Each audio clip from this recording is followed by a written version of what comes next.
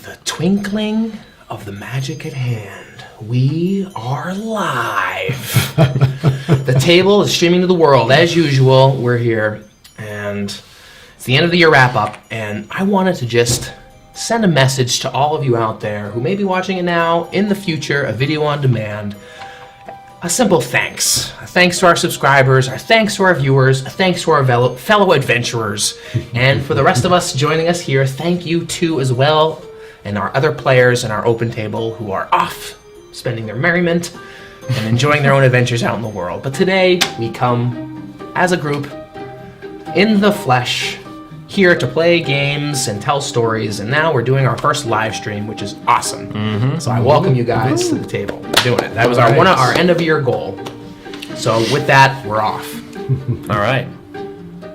What do you guys think? How do you feel about doing stuff live as opposed to doing stuff pre-recorded as we do every Friday night? That's another thing. We would normally be playing, but with the holidays upon us, we decided to focus on tech and get things out there. How do you feel about that? Brandon, your thoughts? I mean, I think it'd be very interesting to play live. You know, we don't do. I'm saying this as a non-production person now, so let's keep that in mind. But there's not a lot that happens to our content. You know, it's more or less what is captured, unless I'm misspeaking here, right? In terms of what you see I think so. on the posts. So I think from that perspective, you know, there's not going to be a lot of difference, but I'm very curious to see how many people would be interested in tuning in to a live stream Tables and Fables session.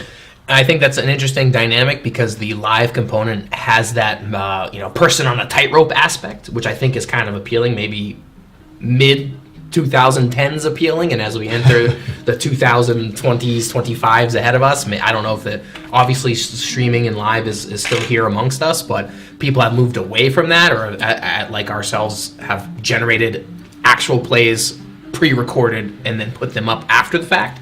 But I do think that live component to me has always been this is actually happening right now. Anything could go awry. And for those of us who are watching out in the real world, yes, we are a small band of ragtag people who are mixing things live and we're doing sound live. So we have our chat open for the first time here. So this is one of those, like, we can get actual direct feedback.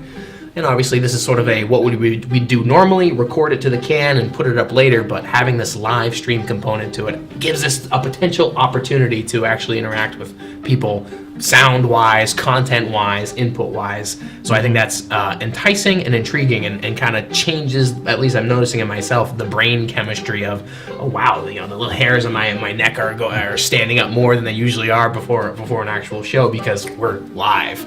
Obviously we have the power to cut it off or whatever, but we are literally streaming to the world, and given our status and everything, it is relatively meaningless in terms of numbers, but to actually think about getting to that point professionally or artistically and actually saying, okay, there's X thousand people waiting, or there's whatever, how does that make you feel as a performer? Or the advent of a lot of these actual plays being live on stage, which is kind of enticing and intriguing as well too. And I dare not even consider that as an option moving forward. But Errol, thoughts on live streams? And I'm gonna give you the close up on that. Yeah, I think it's the same. It's like when we first started recording. It's that similar feeling. Like when we were first recording, we were all kind of, performing and on edge. Like, yeah, ooh, this is live. And this is a little bit similar, even though, I think, numbers wise, there's nobody watching, but it doesn't really matter. Because it kind of brings that excitement back. Interesting. And I think there's a lot more creative potential with streaming. And I don't know if we'd have the same format. We might have to change it up or, whatever. But, you could have chat actually giving you things to do or, lines to say. And, somehow you have to work that in as the GM. Yeah.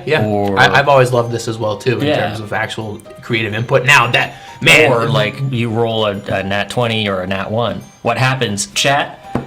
Vote on it. Yeah, and then you'll get Critty McCrit face or something. But, Oracle die. Right. Oracle die input from the audience. Right. I love that concept. Right. Sure. Does it happen or not happen, or is that... Go elaborate.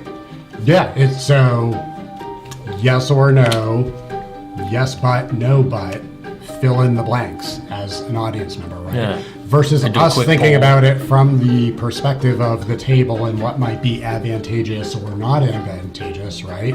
Just throw it out to the audience and see what somebody who is completely neutral in this regard has to say. I think it's very interesting. Yeah, I think that's the allure and the appeal. I haven't watched every single actual play out there in the world, and there's lots of them. The chat interaction, I imagine, being a very hard component because you need like a filter to not to filter people out, but to actually have the mental bandwidth to read what's going on. And as a GM, DM, Dark Master, you're like trying your best to just keep the game going. And maybe that's a missing component to this live stream is we don't have the actual session ahead of us, which is something to tumble into and like keep going. And now we're starting to play. I think that like that's what I mean is like it would change how we do things. It might slow it down or speed it up or put less focus on fights or less focus on narrative. You know what I mean? It would probably change the dynamic because if there was an active chat. If not, and it's like one message every minute or 5 minutes, then it's not going to change anything. If I were to be so bold, I like to proclaim that these actual plays and the mechanics of gaming and live improv performance is the front line of entertainment, is the future of entertainment in terms of story structure and audience participation, consumption, viewership, because there's no plot armor, there's no scaffolding, or there's no formula for this. Obviously, you could say these things could exist for certain actual plays and characters and this, that, and the other thing, and I hope we are true to the essence of the game. And that's the other thing too, that in this 50 years of Dungeons and Dragons, like as the history books are starting to show and various discussions are starting to bring to light, there is no actual spirit to the original game, because since the advent of the game, there has been a plethora of different types of ways to play the game, whether it's super crunchy tactical, just a war game, get your nincompoop character out of here, to we never roll dice and we just talk things through and everything in between, and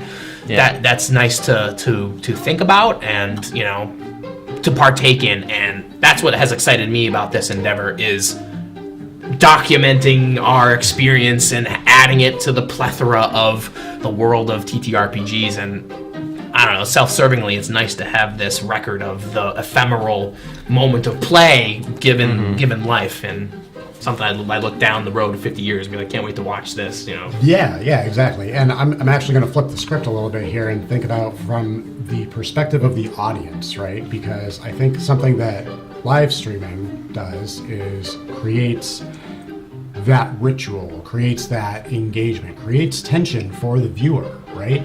I think about another time in my life where it's Thursday, I'm watching Critical Role.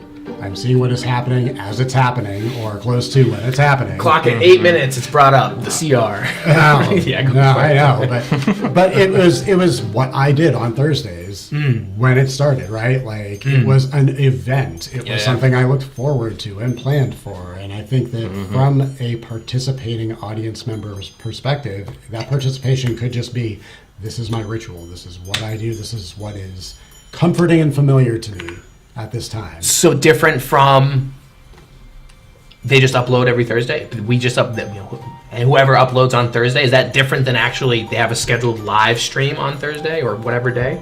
I think it's different when it's happening in near to real time, right? I feel like there's a different level of engagement that is happening. Like, Engagement oh my from God, that just happened. That just happened. It's not like it was recorded and happened a week ago. You know what I mean? They moved into that format now, though. I haven't watched in a while, so I don't know. Interesting. Well, I mean, that's like also, even if it's not live, you can kind of get that with TV. Like, that's why, when people like back when we were watching Lost, right? Or even you Going still way back.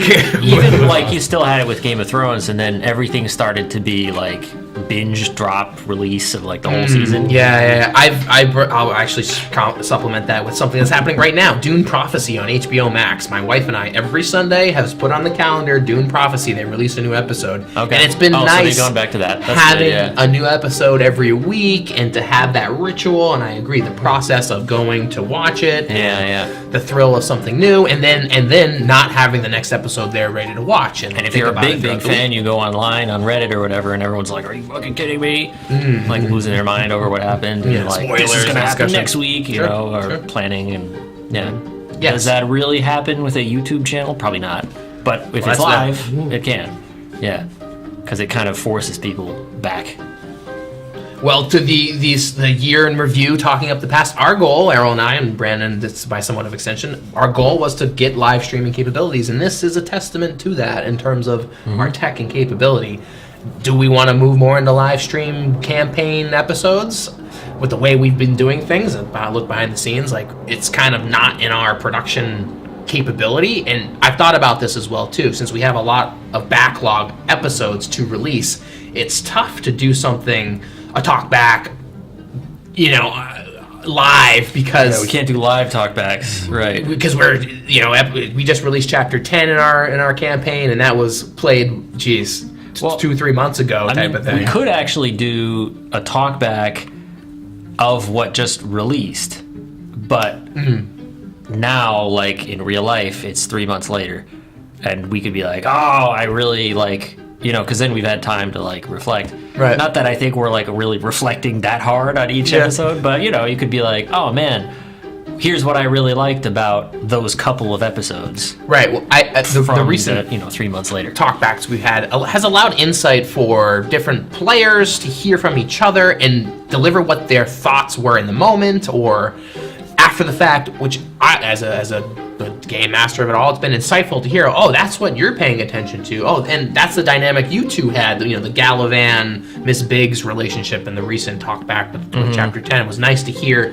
Nick and Mark hash out and play out and like have that conversation as players that maybe we do off camera, away from the table, but to actually see it Yeah, but perform, also like, we kind of execute don't it. because like this is when we're here. Yeah, We're all busy enough where it's like, Yeah. great, that was fun, see ya. yeah. So Yeah. we don't really do it off camera. That's the other thing to like- all this too is the fact of life getting in the way of allowing this to happen. Right. Which this whole thing has been an experiment, and I could speak to Brandon and I's phase of life. Brandon and I have done many productions in the past Yep. in various different capacities, and now this is the next iteration of No, you almost said the last. The no, latest. the latest iteration of, and I could cite my own examples, and I wish our good friend Steve was here. Yeah.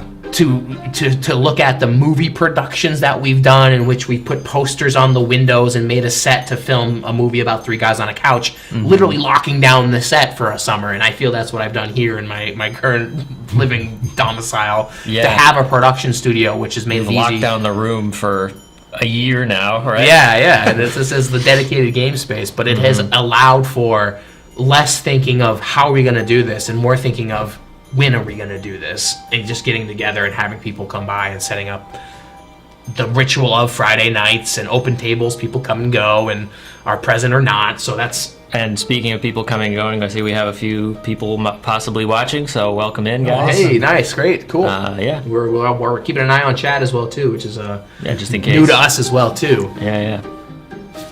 It's the holiday season, so I thought I would gift you guys. Well, Oh, boy. you guys are the No. receivers of the gift.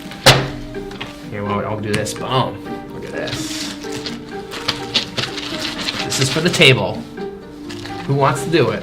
Who wants to open it? Go ahead, Brandon. Okay. Cold what- plunge. La la la la la la. It's big. This. Oh my. Here you go. Oh my! Some big chunky guys. Amazing. Look at these. Something about that. Oh, if it had been a 20, yeah, I come know. on. Yeah. These are. I'm keeping these ones. Oh. Yeah, I'm a dice goblin, I realize, but I want a very particular kind of dice. This is. So these are for This is for the table. Okay. This is for the table. Yeah. Yeah. Well, Merry Christmas. gonna do Happy a New Year. Yeah, let's do a size. Comparison. Yeah, Size yeah. comparison. I don't know where. Yeah, Here, I'll give Here you we a full go. table cam if you want that. Full table cam. Oh, we're down this way, I guess. Oh, you're down Well, I'd put a full table. Okay. Well, we can do some of this. Let me see. Maybe this one stands out a little. Oops. There we go. Oh, here we go. Here's the 20 here.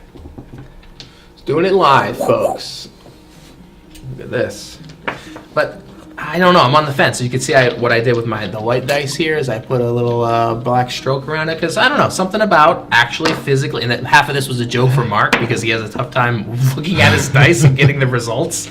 Oh, because he has those stupid numbers. Like there, sparkly. It's tough because that is a gift. so ragging on his dice. Yeah, no, it's ragging gift on from his who? dice. I don't know. I won't even venture a guess. Oh, okay. I'm guessing it's significant other probably. Ah, yeah. So to be like, your dice suck, it's like, oh.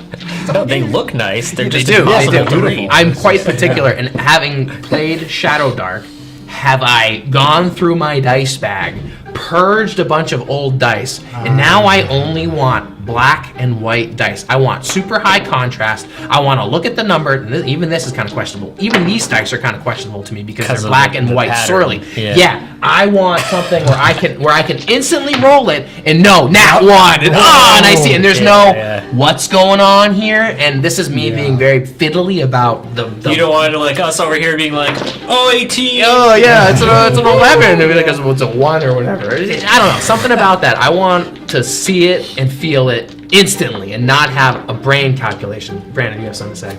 One thing that I will caution us about, and I only bring this up, and this has not been seen by the public yet, but there was a recent episode where some Dwarven Forge and some terrain was introduced. Yep. When you roll a big chunky die and you are not familiar with the physics of that die, you can take out your map if you are using physical terrain. Is that what happened?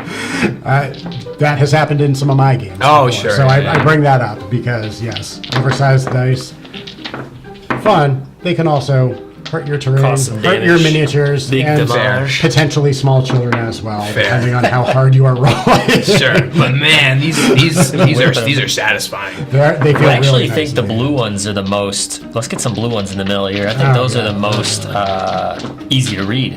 Yeah, Actually, they're nice. Those They're are really clear. I agree with you. I think that the black ones are. The black ones are great. They might be about the same. Actually, the 20 is harder than the others to read.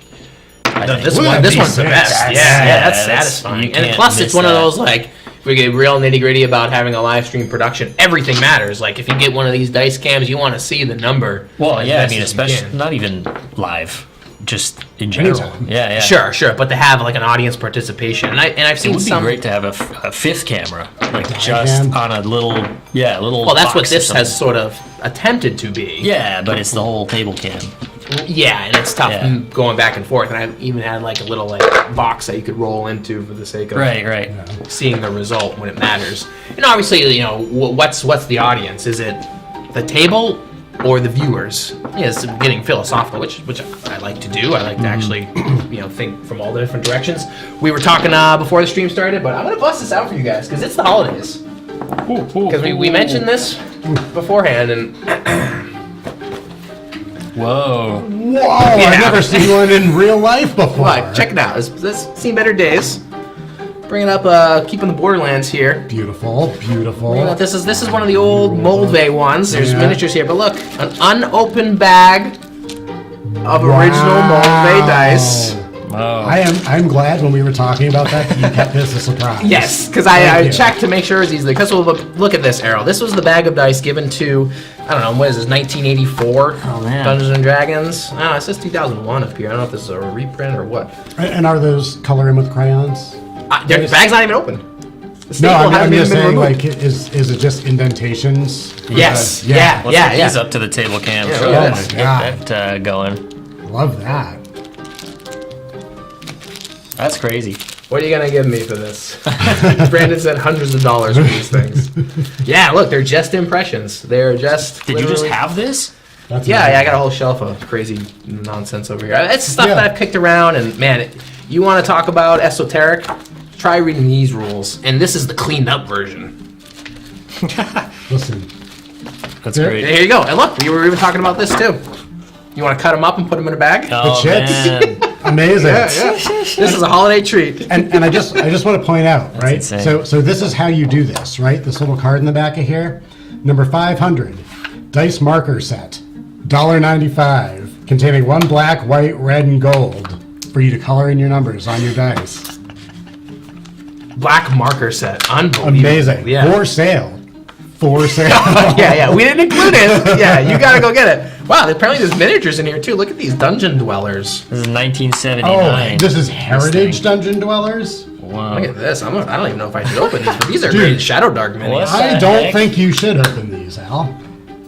Yeah, Oh, I yeah, haven't don't busted open these these. open in a long time.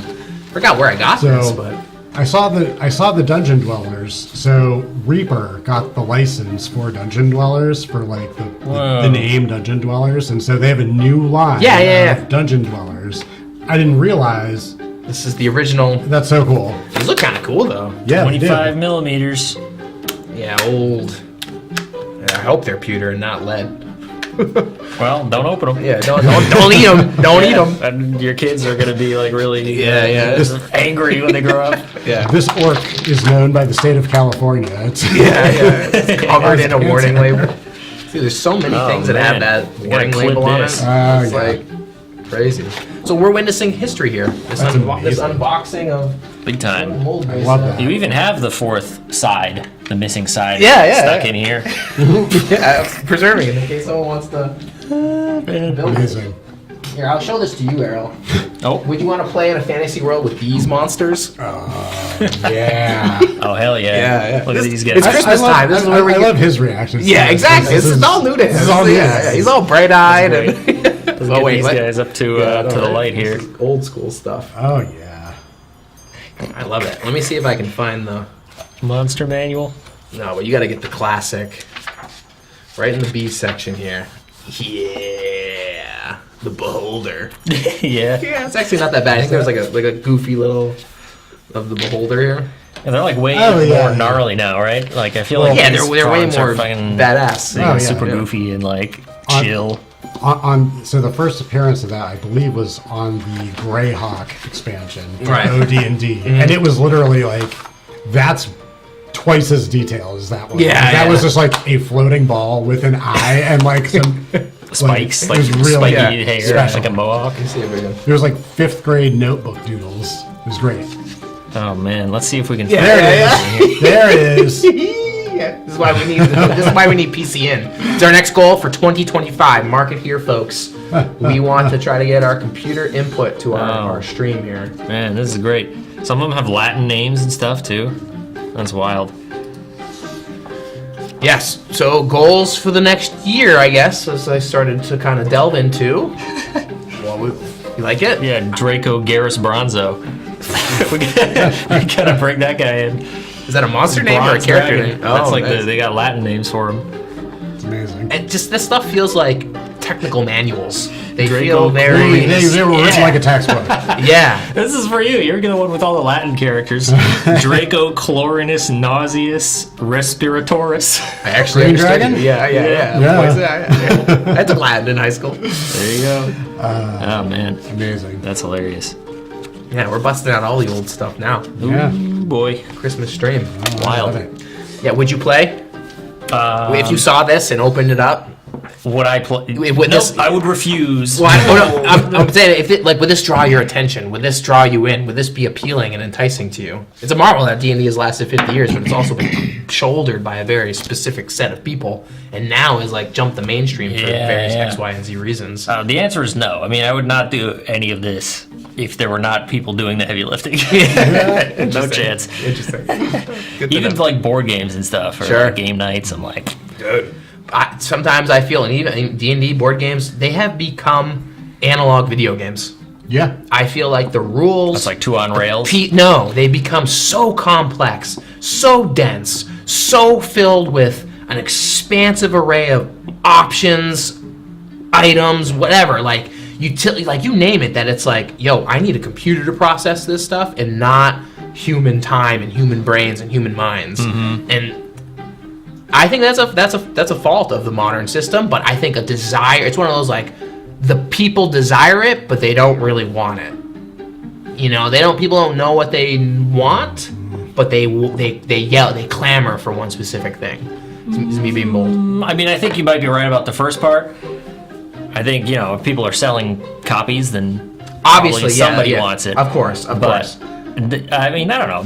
More choice is good because there's also stuff like Is Shadow that true? Well, I don't think that's true. Go on. That's exactly where I was. gonna More go, choice right? in options. Yeah. Okay, fine. Sorry. Yeah, no, there's Fine. there's Yeah, you're right. But more choices in a game, I think, is a detriment to the game.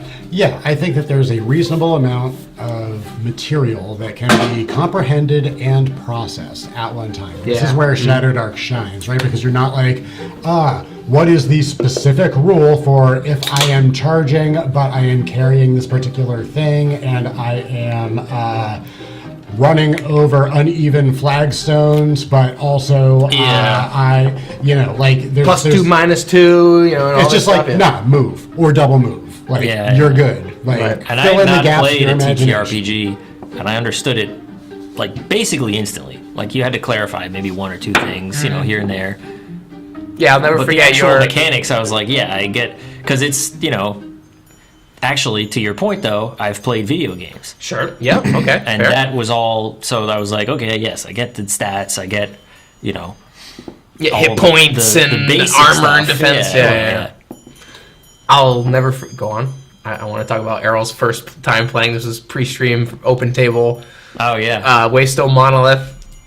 Was that the first one? Yeah, it was one of the first ones. that might have been the first one. And you in the entryway in the stairwell, and you're like looking, but you didn't specifically look at the shells or something, and it triggered like this sliding trap. Yeah, and you're like, I don't know if I should feel guilty for that as like a gotcha DM moment, but it's one of those like learnable things where like the game used to be that way. If he doesn't say he looks at those shells, I'm not gonna tell him there's a trap there, and it fucking got him real good. I was like, I'm looking for the traps, and it's like take one step into the map, I The guess, room, yeah. and then just slide down a thing and get knocked out. That was good. What were you gonna say, Brett? Well, it was tangential to that, but I want to go back to that particular point. You think about like some of the old point and click adventure games where it was like there's a very like arcane like nonsense. You have to have these particular things when you do this action, or you have to look at this particular pixel, and it's just use this word. yeah, exactly. You have to parse it the exact right way. Like, even then, back in the 80s and 90s, it was like, is this ruining the experience? Is this taking you out of the immersion of it, Having to right? be that specific. Having to be that specific, having to be that technical or precise with your desire, right? And again, I think that in modern game systems, sometimes we get into that, well, like, here's a whole tree of, like, situational modifiers and things that have to be in place. If you want to do this thing, you need to have these feats or this. Right. You know, I mean, some people love it, combination. though, Some people love it. People like Yeah, Like, stuff. I don't know. Like, because I was thinking today about a video game I've been playing, where the way I play it is, it's called Manor Lords. I don't know if you've heard of it. I have. Basically, I was talking about Because you it. told me about it. Basically, it's like a medieval village builder and Okay. like expansion thing, but you can like get your little army and fight the raiders and stuff. So I just like put it on like max speed, and I'm like, build more stuff, get more stuff. I want to get my village bigger because it's like fun for me to see it grow and like send my little army to go. Bringing out memories beat of on The Sims. the bandits. Where you only But play on max some speed. people, they put it on one, Yeah. and they like listen to the birds chirping. They watch the guy trudge through the field to go rake the thing. So for me to say like, oh, this game is bad because like, Moves or too slow. or Yeah. someone is like, oh, this is the other way around, to be like, oh, there's no point. Like, I'm just watching this guy like get the corn or whatever. I can't say it's bad. I'm playing it a certain way, and if I get bored, that's on me. Because like there is stuff there for people who want to watch the plants grow, Yeah, that's which is science. cool. Like I get it why they would like it. Yeah, Or like but- Factorio is another one where Yeah. like turning an entire planet into a factory. That one never goes on sale. I've been waiting for that one to go on sale really? forever. Yeah, Is yeah, it yeah. still in like beta? I don't know. I just remember hearing about it, and I was like, "This seems like a cool game." I have a lot of, a whole library of unplayed games, so I don't know why that one. That's one I'm like, hell no. Factorio. But I get why people like it. But I'm like, no interest. I don't want to get the copper and combine it with the iron to make a thing. Yeah, yeah. I'm like, nope. I remember what I was going to say. Have either of you ever played the video game Vampire the Masquerade Bloodlines? No. Oh my god. Is that going- newer or is that the old one? That's the old one. Okay. So there's a sequel that's been like development hell for a while. Oh, okay. It was supposed to come out recently, but we're talking early 2000s. I think it was actually the first game to use the Half-Life 2 engine. Oh, okay. Even before Half-Life 2. I have not played it. Sure. No. But they show you the roles in the video game interface. Like when you are shooting somebody, you could turn on the damage floaters and see like what the damage was. And if you go into the shell, you can actually see the dice rolls that generated that result. Oh. So it's kind of interesting when we're talking about like the complexity of like how a game system works and how you can parse that as a person versus as a computer, and what is the bridge between those things. I thought it was fascinating as we were having that conversation. Well, what would be the desire to see all of that behind the scenes stuff? I mean, so Yes. I mean, Vampire was a TTRPG prior to being right. a video game, right? And Yeah, so you wanna seeing see that numbers. translation and seeing how this would translate, this experience you are having with the graphics of the game versus what it would have potentially looked like if you were doing it around a table. I think that's an interesting thing to comprehend. From a video game perspective, yeah, they serve two different purposes, and some people say, oh, and I've said this as well too. Dungeons and Dragons is the grandfather of everything. It's influenced video games, and it's like yes, but like no at the same time. D&D and video games were kind of developed in tandem as Yeah, as we because if celebrate this was 50 like years. 73 or whatever was the first like 73, 74, yeah. yeah, that would have been like the first video games, right? Pong. It'd be like 75. It's a little or bit something. before the time, but yeah, it's happening kind of at Yeah. the same time. And like, just because it comes out in '74, it doesn't mean every video game designer is like, "Oh, Dungeons and Dragons inspired me." They're tinkering No, I'm with their sure own. like half of them in Japan they never heard of it. Yeah, That exactly. was like exactly. Atari or whatever. Right. Yeah, exactly. So, all that to say that they serve different purposes, and yes, you could see a lot of influence from Dungeons and Dragons into modern video games. Like I said, hit points and all sorts of stuff, and experience points, which seems so commonplace to us in this modern millennial age, was quite fascinating to think of in the 70s and 80s, and was the real game loop to play these games. Never mind the agency to be like, I can cut down that tree, I can plow that field, and a person's gonna tell me that I can grow something, and I've influenced the like narrative and game like moving forward. Conversely, I feel like I have trouble playing video games nowadays because I feel like I recognize the walls of the code, of the narrative, of the program, of the controller, where I just feel like, oh, and death is meaningless. I like playing Zelda, but like, oh, game over. Well, we just load it and we just try again. And like, why am I even dying other than just frustrating me? Why can't I just play the game or whatever? Maybe put it on easy. Yeah, and I recently bought the new Indiana Jones game, and I cranked up it on hard, and I was trying to figure out how to like melee fight, and I just kept losing over and over again. And Jen's like, "What? Right? Is this fun?" And I was like, "No." I was like, "Why the fuck you put it on hard? Like, what's going on?" Put it on easy. Yeah, so I haven't got back to that other than the first Yeah. like 15 minutes, but I wanted a challenge. But now I'm like, no, fuck that. I just want to like play this damn game and like get through it as easy as possible. Some of them are like fun challenges.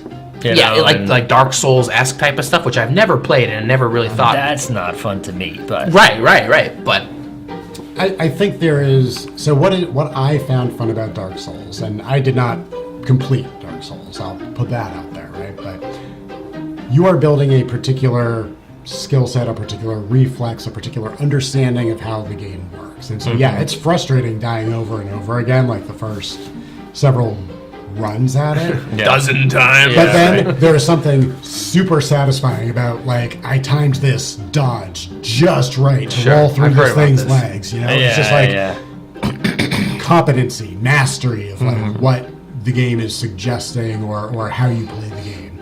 That's really where I think the reward comes from in that game. And learning about the world without being told about the world is another thing that it really excels at. Do you have the time to play through Dark Souls games to get that last bit of high defeating the monster? Not for the past 3 years, no. Yeah, exactly.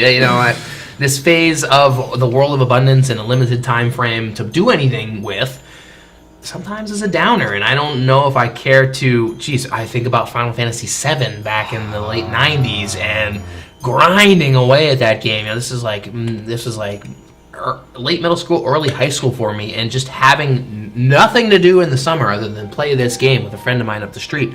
And it's been the summer of 7 in my mind forever, because we would just play this damn game and go to this island where we would just find these like Cacachoo, these cactus folks, because they gave the most MP. And he was such a hacker or whatever that he figured out if he had the dual shock controller with a rubber band, he could hold the joystick and the X button and just leave the controller, and it would just walk in a circle, generate random battles, and keep hitting select attacking, and he would leave it for hours. Delightful. And come back and have all his material with like all the spells leveled up. And it was just so ridiculous that he would do such a thing. Yeah. But I did it too, because I was like, that's a great idea. Yeah. I want to level up. But now I look back at that, it's like, I wish I spent my time a little bit better. I wish I wasn't so like pouring out. I don't know. It's a memory, you know what I mean? Like, yeah, I know. I'm sharing the story or now. whoever it might be is always like, I went to the park and I kicked rocks. And it's like, God, that's a good memory for you. Like, I know. I did the same thing. I had like first summer of college, I was done like May 8th, and I had until like September 8th. So I had like 4 months to do nothing. So I spent like 30 straight days playing Assassin's Creed. Wow. And I got everything. Sure. I went to every island. This is the pirate one. So I got like every piece of shit on the fucking island and like sank every pirate on the seas. And I could be like, yeah, I did. Yeah, it felt fucking great. I had a great time. And then immediately after, I was like, I want to kill myself. This was the worst way to spend my time. Right. Years later, I'm like, no, you know what? I had a great time. Sure. For like that 1 month. Well, like anything, as I come to realize, it's about focus and commitment. Focus and commitment into anything deepens and widens your joy and appreciation for things. So, conversely, with my library of unplayed games and books of all types of role-playing games I've never played, and I can hint at this because Brandon wanted to talk about it. We should put this away before we spill a drink on it. Yeah, and ruin the value of it. Let's do that. Or upcoming Kickstarters that are coming with more stuff that is like top tier reward as you get this one. Yeah, you gotta pledge whatever $10 million. The executive tier. But and there was a short period of time in 2012 to 16 in which I came here to Rhode Island and Providence and didn't bring anything with me, and I was just living a vagabond life. And then all of a sudden, apartments and houses and family and like settling down, and then do I see this shift back into, I don't want to say a life of adolescence, but a life of focusing in on playing my games again and crafting my crafts and hanging out on Friday nights doing these gaming things. And I keep comparing it to that life of having nothing, where I wasn't even aware of 5th edition at the time, wasn't even aware of what was going on with the internet, and then all of a sudden being like, crap, why am I not doing these things? This is totally in my wheelhouse, making media, and maybe Brandon can have a testament to this as well too. Have I missed the ship? Well, now my life has gotten to a point where like I said, we locked down this room and I can make something grand, but is it creating this sense of FOMO or like, looking towards... We should also say welcome if you're just joining us. We're talking about our gaming experiences. Yeah, and all the different trials and tribulations that go along with it. We got our huge dice that Alex got us. Fat dice, yeah. Merry Christmas, for the table. So I don't know if there's an answer to this other than just the existential angst of having too much stuff, and I guess we can talk about the Arcane Library Kickstarter that has recently been announced, because they're about to release more zines. Yeah. Curse Scroll or Curse Scrolls 4 through 6. Yeah. Okay. I'll pull it up here for you. Yeah, I can kind of start the conversation here. So we have Curse Scroll 4, River of Night, which is going to be jungle themed. River of Night, yes. There's going to be some new and expanded hex crawl rules involved with that. Well, here come more rules. Is that what we want? Do we want more rules? We were just talking about rules. Well, options, right? Right. Use it or don't. Right. Curse Scroll 5, Dwellers in the Deep, which is all just about the deep Shadow Dark. And then Curse Scroll 6, which is City of Masks, which is sort of a Venetian city crawl expansion of carousing tables and rules. Cool. If you're into that. Super cool. Yeah. And official, that's the thing people vie for as well, is by the Dark Master herself. Absolutely. So just a couple of other things to go along with this. There are going to be new classes, right? So the official printing of the Ranger and Bard and Roustabout are there. There is because those are unofficial still. They were released via PDF for Kickstarter backers and so on and so forth, but now they're like in an official book. Yep. There's going to be the Basilisk Warrior, I think, which is in the Jungle Book. The Jungle Book? Yeah. The Jungle Zine. Yeah, the Jungle Zine. And there's going to be some additional classes added as well. The other thing, and this is where I'm having a real hard time given the state of my shelf and physical objects, right? So there's been talk about the 6 Cursed Scroll zines being released as cloth-bound hardcovers in a slipcase. Yeah. Wait, separate ones? Or one big hardcover? I think from the sound of it, I thought the same thing. They're separate hardbacks. They are separate. They're so small. Well, Right. But when you put them in a hardback format, it really sort of expands. Yeah, out. I know, but they're going to be like super thin each, right? I don't know. Look at this book. This little that's- book that I really love. Forgotten Ballad is another game I've been playing with my signing group. I guess, that's, yeah. And look, here's the zine format because I got it in both. So I can imagine a zine, thus the Cursed Scrolls being pretty much exactly like this. Yeah. And that's where I have a hard time because man, does a collector in me want the hardcover set, that slipcase. But my shelf space is suggesting I just go with the zine. Really? Yeah. And for those of us that have the zines, what am I repurposing? Getting it again? I thought about this stuff too. Ooh. Yeah, I know. There's something to each of them, and again, that whole physical tactile thing. Do I really need 2 of the same book? I guess I do because the paperback feels a little bit more. I can open it, bend it, and use it. Where the hardback is something that I want to keep separate or read separately or something. In front of the fire. Yeah, because I'm that type of nerd. Yeah. It opens easier or doesn't open easier or lays flat where the zine doesn't type of thing.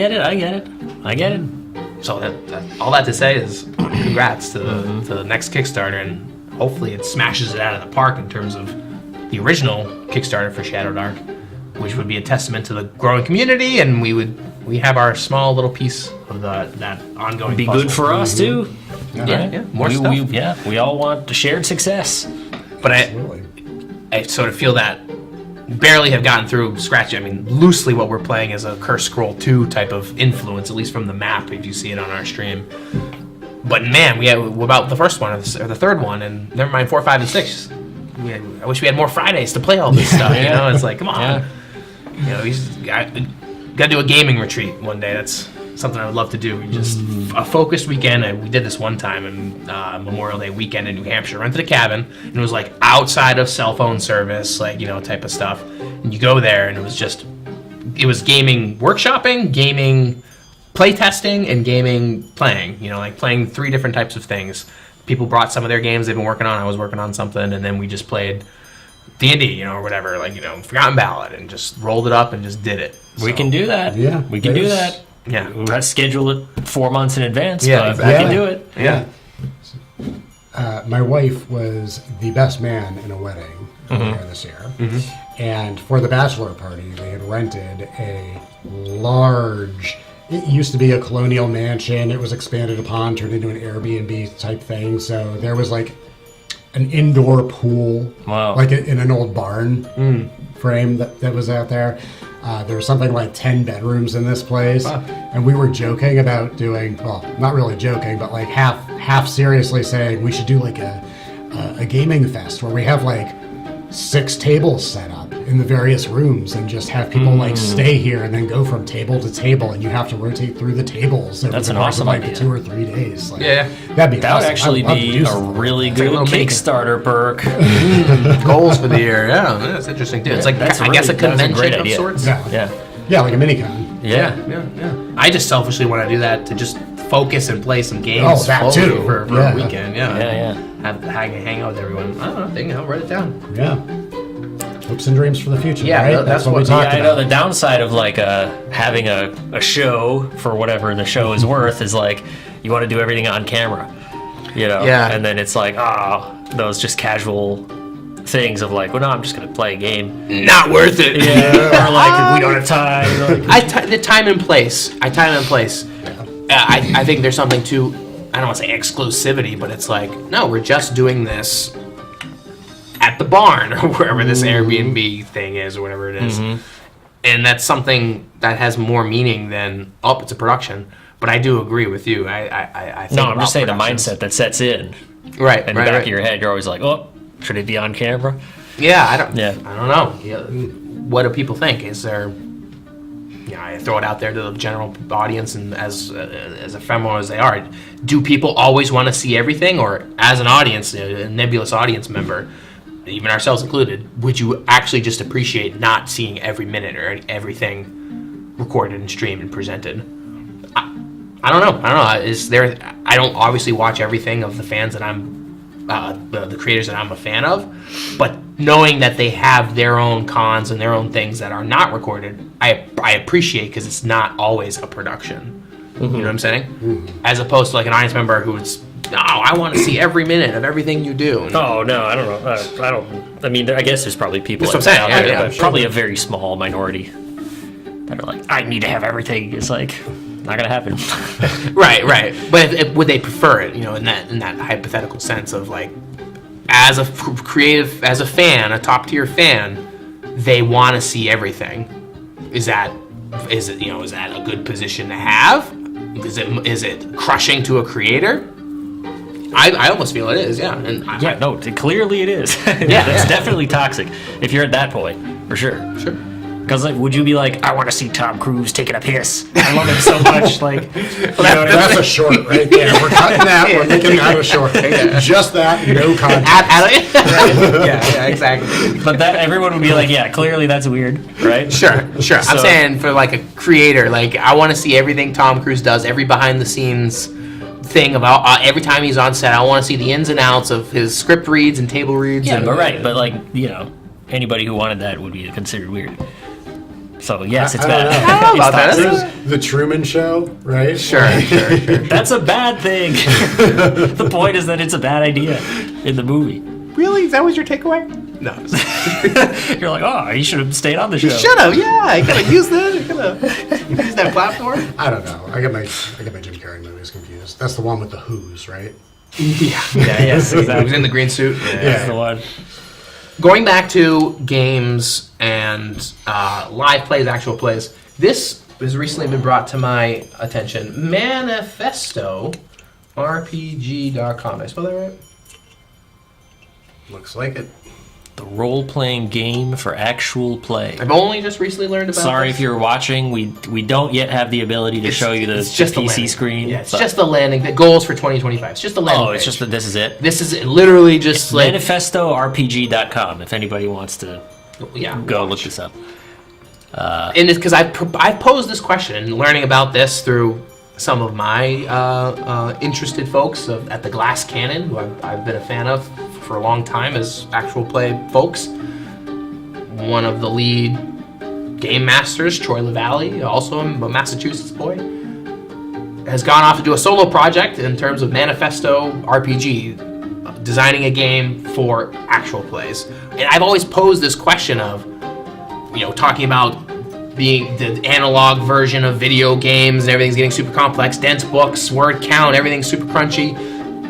Shadow Dark being a tall, cool glass of water and all of this, deserts of paragraphs and walls of words, being very dramatic about it. Then I pose the question of, will the actual play influence the RPG world in a different direction because of the constraints of time, the constraints of engagement, the constraints of production? Will that change how we play games? Or are we always going to have D20 based fantasies with 6 stats and hit points, and that's just the mainstream. Well, this is D&D-esque. really going to be interesting, actually. That's why I signed on. There's video games for stream. Video games that are created for streaming purposes. Yeah. So Give me this an makes me think of that. Well, like the most basic, there's like a ton that are kind of like, they were probably made with it in mind, but like not strictly. But then there's one called Marbles on Stream. And what you do is like, you get your chat, and everybody gets, you're all a marble. And then you're like in like a huge bucket, and then it's a marble race. So like you're all a bunch of marbles, and you like drop into the thing. Okay. And you go through, and it's Are you like, controlling this? No, it's just gravity, random. and you're Oh, like, okay. I think I've never actually. Because I was played thinking Fall Guys. it. Fall Guys is like definitely a stream game. Yep. There's others. There's this one that just came out that was like paid for, or maybe the idea came from a streamer, and they developed it. It's an actual game. It's called Get to Work, and it's like this guy in a suit on all fours on like rollerblades, and he just like goes down like obstacle courses to like get promoted. And like there's a guy who's like, you're gotta work really hard, you gotta grind, to get to the top, and it's just like going through like wooden loops and shit. Sure, you have to like And then there's these are all like made for stream because they're just goofy Interesting. and like they engage the the chat.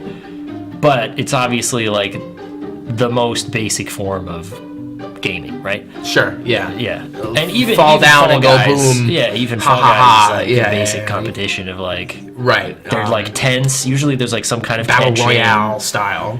Well, I mean that's a little bit different because like Squid Game style. Then? Yeah, I mean I don't know. I don't know what the term is for those like relay races and first 25. Yeah, Battle Royale is Are like you the familiar with last Fall one Guys? standing. No, Brandon? no, No. no. Oh, You okay. guys are talking magic words. and I'm over here like, Okay, yeah. A friend invited me to play Fall Guys, and it's very lighthearted, and it's very very squishy. Okay. Yeah, and like it's an obstacle course, and you get like you have to like get through the obstacles. and they to the end of the course. What was that that Asian game where you have to like jump through the shapes that with the wall that comes, or you have to Takeshi's Castle. yeah, it's the weird shit like that I think about because this game felt like that where there's like spinning things and like you get whacked up and you get sent back and Drop crap. into the water or like you fall. MXC.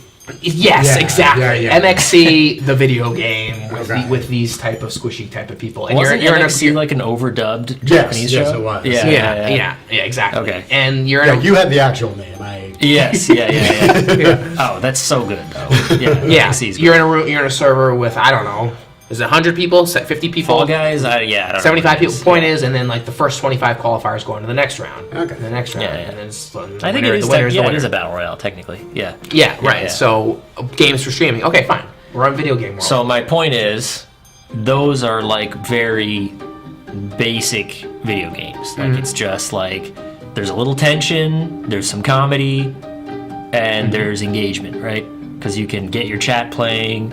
You can be like, whoever wins gets, VIP, or like, whoever is like the last place gets banned, from Right. the chat, and everyone's like laughing at everybody. yeah, So it's kind of like, the more basic, right? So what is this going to be? Is it going to be what you're talking about, where it's like I guess you're saying that game, like, RPGs are too complex because they're video gamified, but is it going to be the other way where it's like, hey, like built-in mechanics to be like, oh, hey, chat, like... don't know. I don't know. I was going to pose the question of what you would expect from something like that. I mean, I kind of misunderstood the assignment out of the gate and thought that it was a role-playing game about actual plays. So Harold has to make it to the Eldridge Castle to be there for production time. But he can't find his shoes. What is he going to do? Roll your set of complicated dice mechanics. Yeah. Oh no, you timed it wrong. You fall down. Let me consult the chart of Audio levels misfortune. are too roll low. alone. What do you do? That's so random. Your live stream isn't working. Nope, that's silly. That's silly. This, from what I have no idea about it other than hearing about the name, checking out the landing page, signing up for it. RPG. But it's tickling at this. I pose it in different whatever threads and stuff as I talk about our own stuff in various capacities, because I don't know. I think that, and I have a bunch of different things I want to talk about, and I equate this to sports in terms of a set of rules dictating the drama and outcome of a game. Yeah. That's why people watch sports, right? You want you to understand the rules. I want you to understand. Okay, so are we in this world in which the Critical Roles or the Dimension 20s or the Glass Cannon podcast and the Pathfinder world are using a set of rules to dictate the drama, and they're playing sports, but have an actual narrative bite to them. So talking about video games made for streaming, okay, video games are great, but I see the narrative walls. I see the coding channels, the limitations of video games, and I guess it's fun, and it's what do they call that, little brother syndrome, where you have this tendency to watch someone play games because you always did it when you were a little brother, and that's what this whole kind of analog to watching a streamer play is.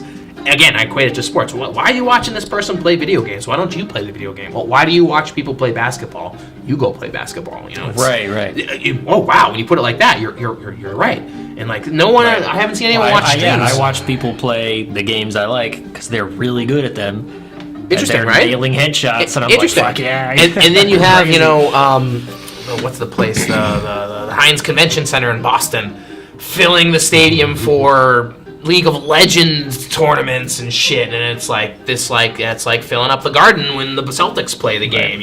Wow, this is a phenomenon that we're like developing over the past 15, 20 years. Okay, well, what's it for narrative? And this is where it gets, I think, complicated with, of course, role-playing games. Of because course. In the examples, DM fiat. Well, in the examples we have cited, you have, let's say, a 2 to 5 outcomes that can really happen, right? Like win, loss, tie, something completely bananas happens. The lights go off. Yeah, right? Yeah. And I don't know, like somebody quits. I don't know what that fifth one is, right? Yeah. But in the RPG world, you don't have those walls. You don't have those handful of predetermined outcomes, right? Sure. Unless you're super on rails, which Sure. I suppose is a choice. But you don't know, like, there are so many infinite paths where the adventure could end. How does that work?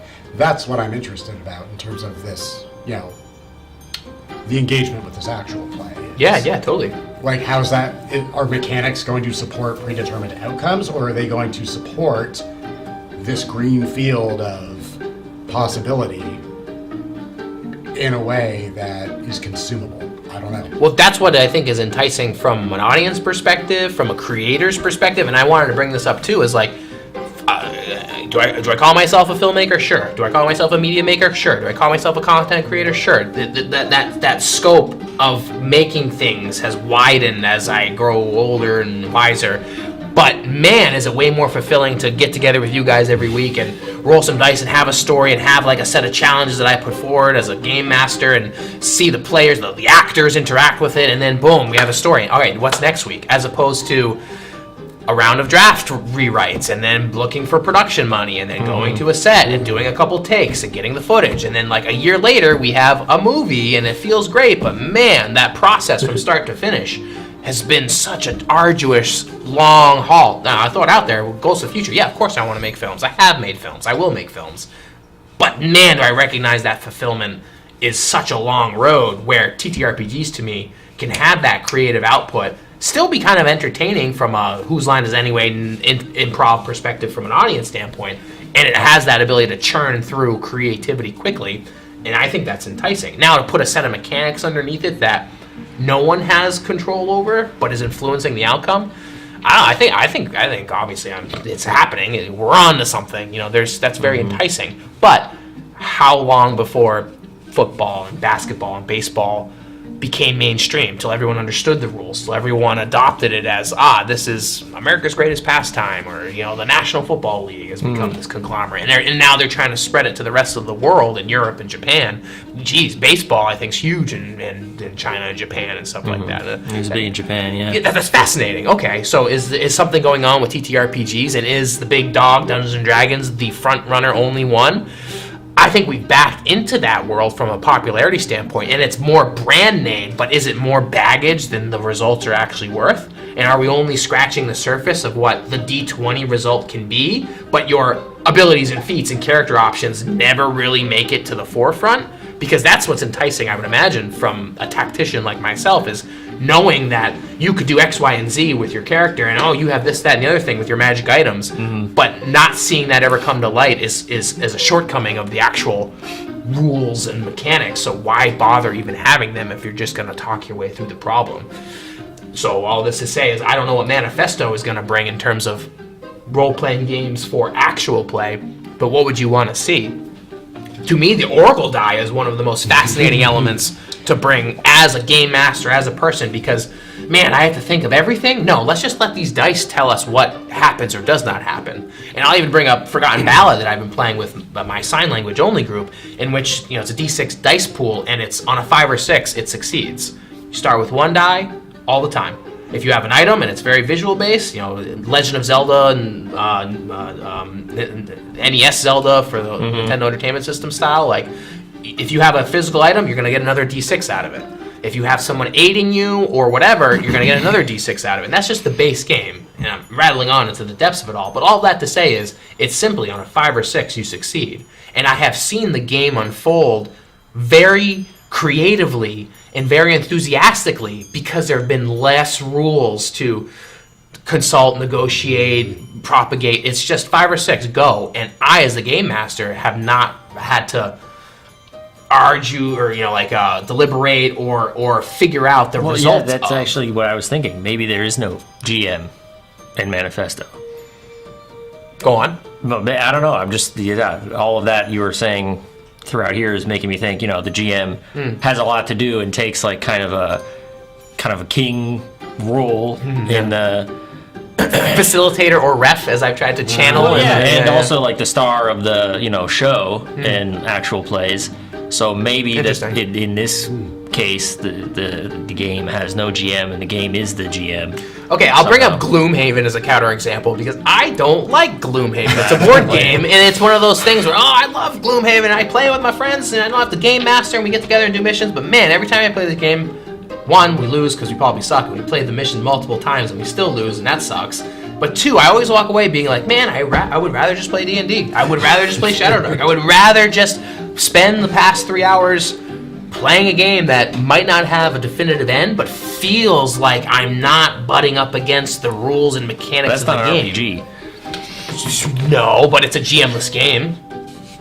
I think we need to make that a short also, just so you can get a bunch of internet hate for hating on Gloomhaven. Yeah, definitely. Rage bait is the way to go. Yes. I don't know about that. Rage bait is a game for sure. I even downloaded the digital version of it, and I hate that game too. Yeah, I'm just not a fan of the whole mechanic and system. And So wait, hold on.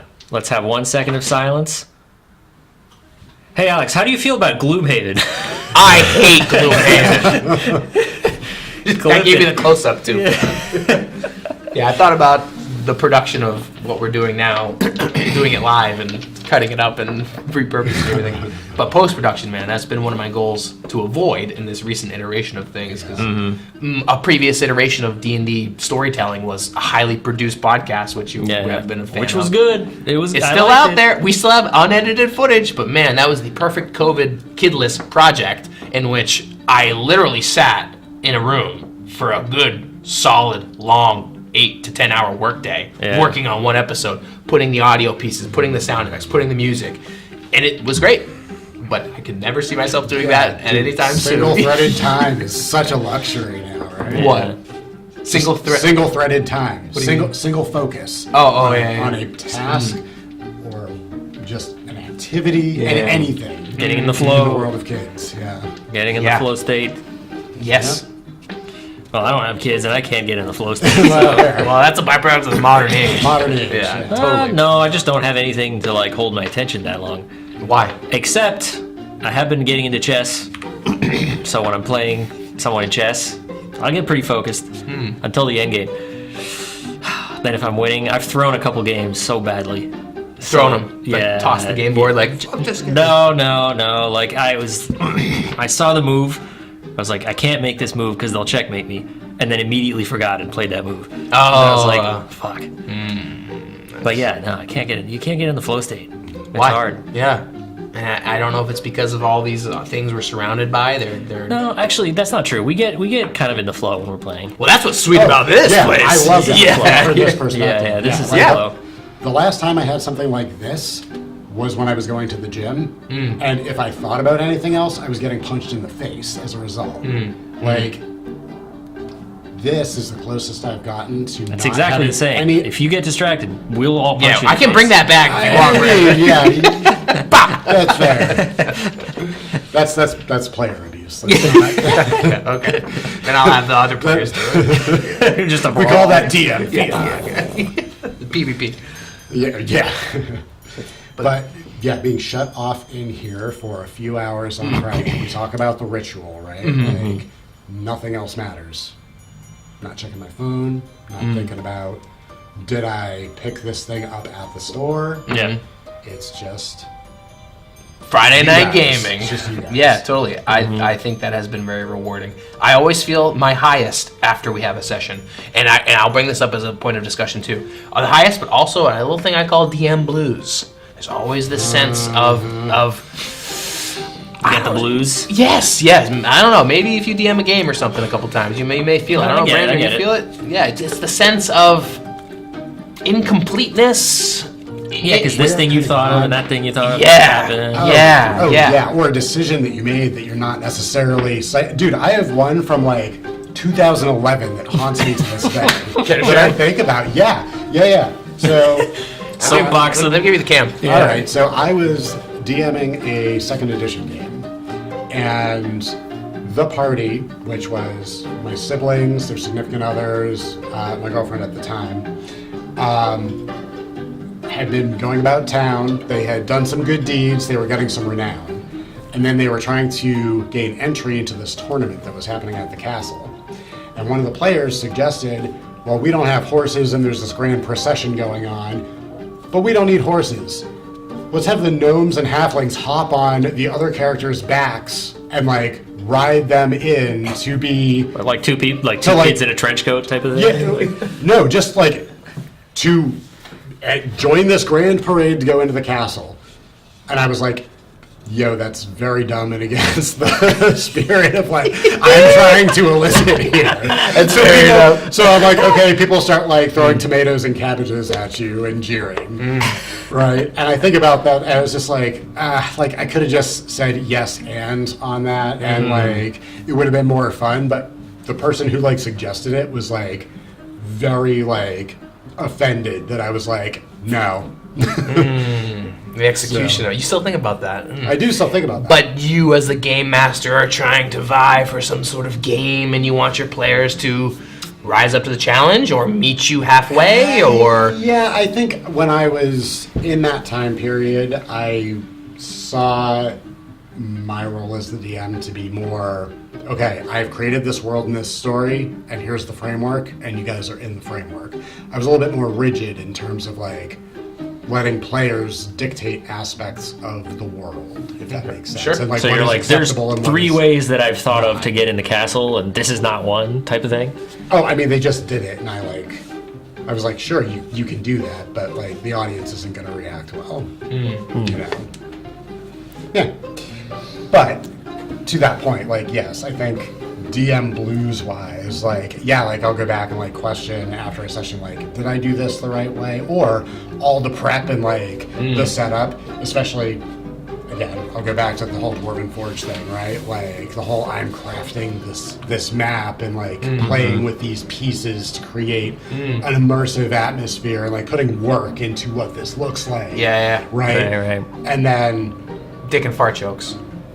No, not even that. I'm just like, okay, the session is done. Like, everything went great. The session is done. Now it's time to break it down. Like, sometimes it's interesting. satisfying. Sometimes it's like, oh, that was great, but now it's over.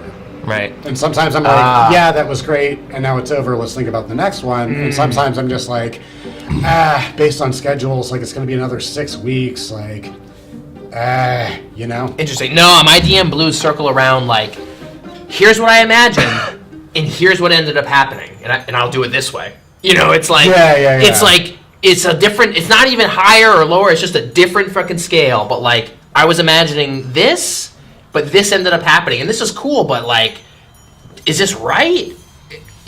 You know, is it better or worse? And obviously, I tend to like, you know, think about those types of questions. But there's always this like, I don't know how to describe it, like a shortcoming, or like, and this is what's interesting about having all the recording and the pressure of having to make a decision on the spot. You are left with the snowball that's growing bigger, and I think what encapsulates it in this campaign is the freaking Orus. In this, like, it's growing and decisions are happening and people are adding to it, and it's great, but there's always this like, am I doing this right? Am I doing this well? And I have gotten to the point in my life where it is not of me, it is through me. You know, it's like, this is just something that I'm facilitating, but everyone's adding their own input in and perspective on, and I'm just the catalyst, but the finished concoction is beyond our own, you know, comprehension. And that to me is something enticing. is going to be greater.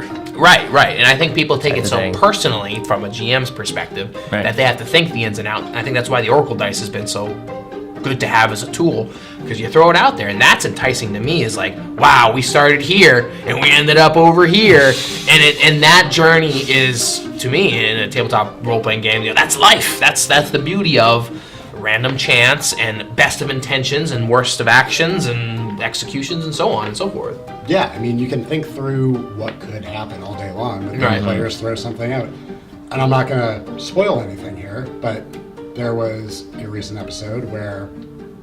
Live or A unlive? recent recording. Yeah. Not live yet, right? I don't know. That's why I'm teasing out on it. There was a combat that was handled completely in a pacifist way, which was really cool, but I'm sure from a DM's perspective was like, what's going on? And then I don't even know what we're talking about. afterwards, We're not gonna. and then afterwards there was okay, this is now going to turn into like a ritual skill challenge. Oh, I know what you're opposed to maybe what was planned. I do know what we're talking about. Yeah, no, right. And that's the thing, too. Not everything needs to get beaten with a stick. Yeah. So I think I want to see more of those. I use the folding boat to fucking whatever, like make a thing, kind of old school type of stuff of just, I use the weird thing to do the unexpected thing to try to do this type of result.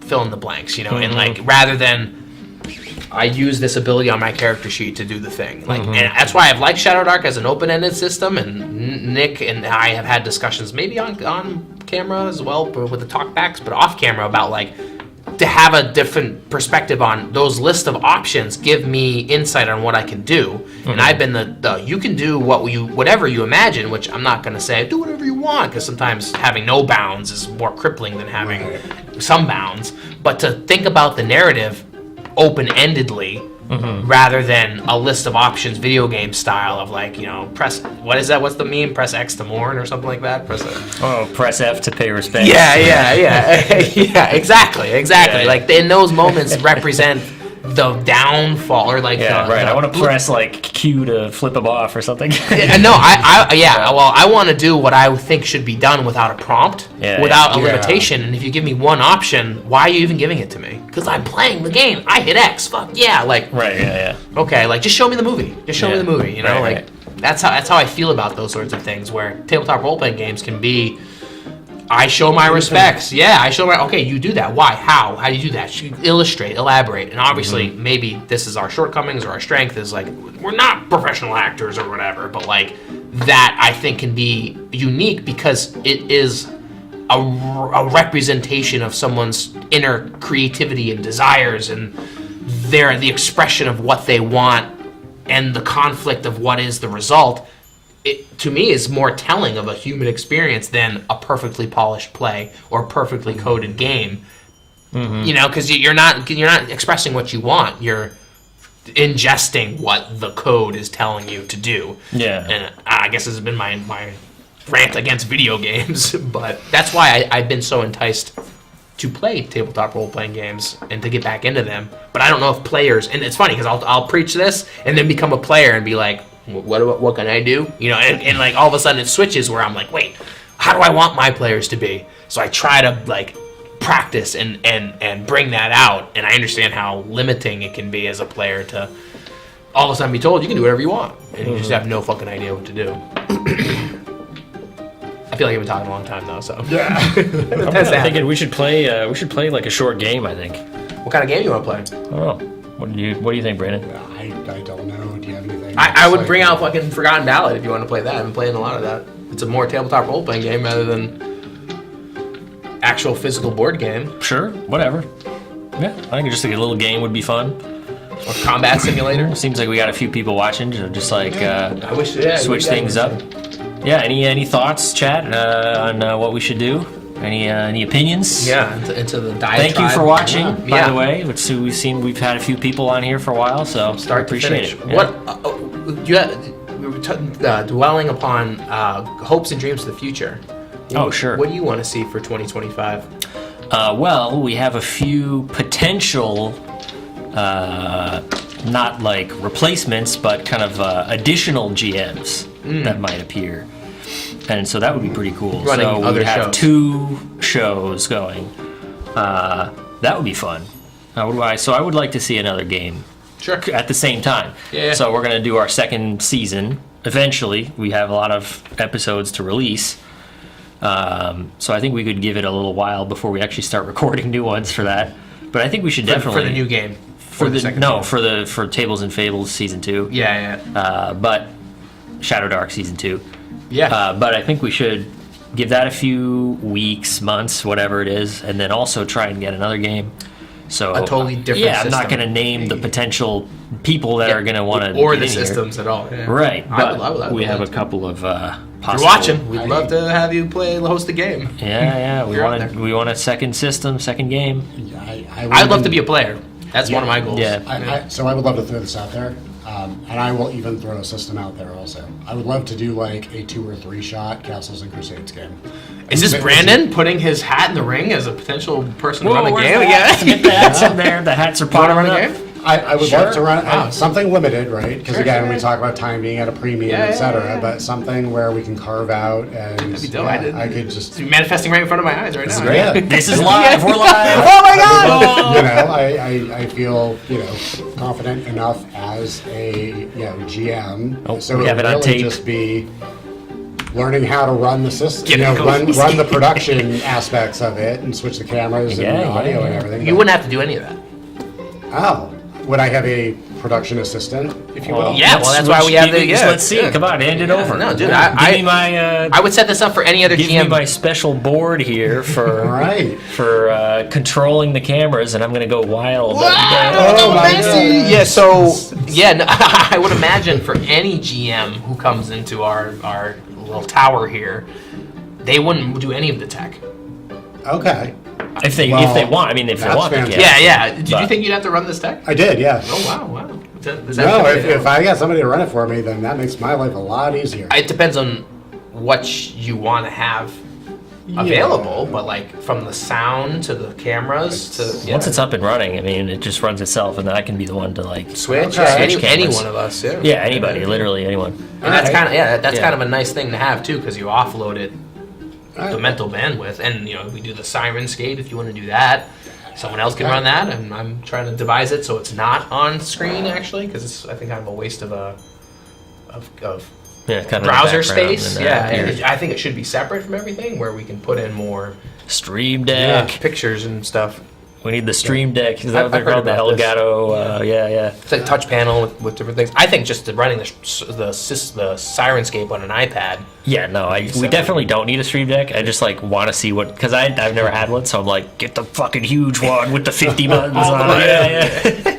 But, They're cool. One day. Physical buttons with screens behind them. oh, cool. So you can put whatever on yes, the yes, screen, yes, yes. and you can assign the buttons to do whatever. Yeah. So you could put emojis, and they, start your coffee machine or whatever. Right. You know. That's very And, cool. yeah. That is cool. So you, what interface is that? USB-C? Is it? yeah, probably like Okay, but it's USB, and plugged then in. it runs whatever on your computer. So it interfaces with OBS or whatever. So I'm sure you could map Sirenscape. I don't know. Is there an app? Like, is there a browser, desktop? Anyway, we're getting in the weeds. Brandon, you were going to say. Oh, no, I was just going to say. Good thinking, though. I think to round out the hopes and dreams. So, yeah, I would love to do something of a limited run in 2025 of that nature. Yeah. Run a game from over there.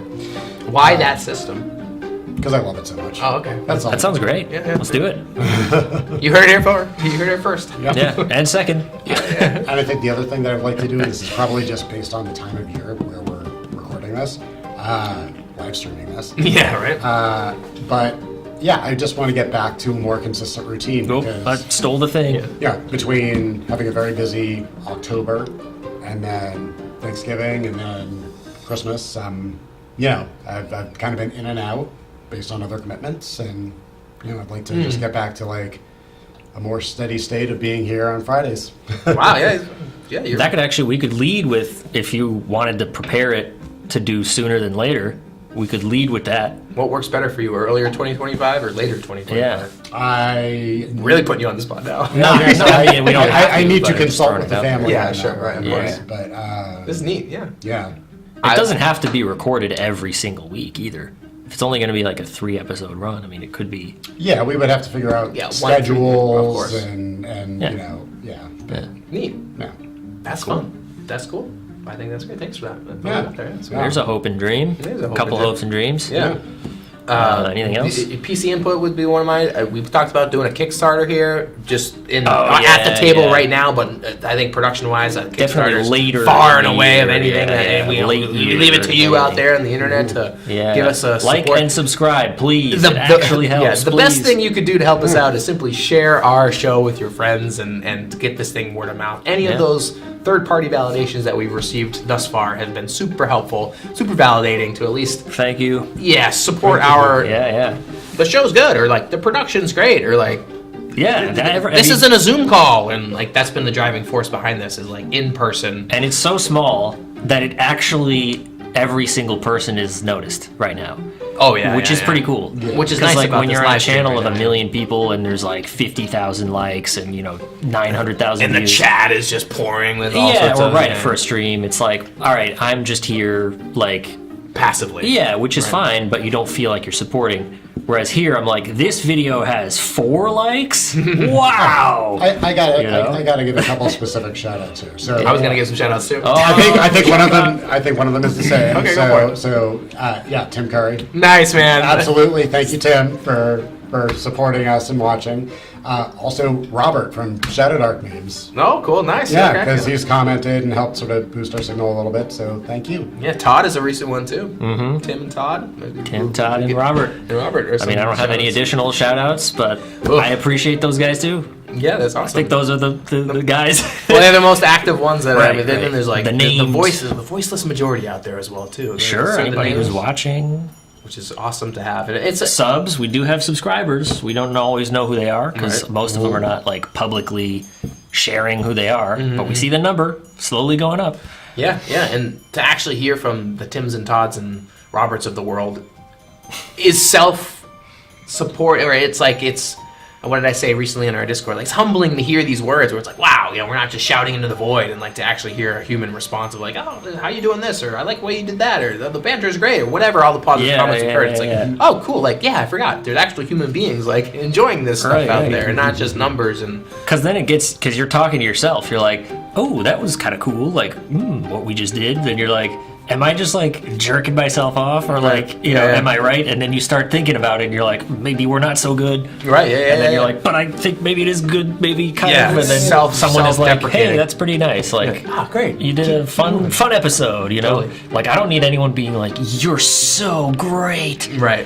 Just having someone be like, cool. I was entertained. Keep It's doing like, what you're doing. Oh, great, yes, nice, yeah. Right. So That's what it is. well, the world of the internet is so big and sometimes so oppressive, not because of trolls, but because there's so much cool stuff out there. You have that like, how do I compete with this sort of stuff? And that's why at the end of the day, it's like physical table, physical people getting together, because at the very least we can walk away from this knowing that we've spent this actual physical time, and this everything else that's surrounding it, technically in internetally, is just icing on the cake and an extension of the modern era that we are even allowed to do this sort of stuff.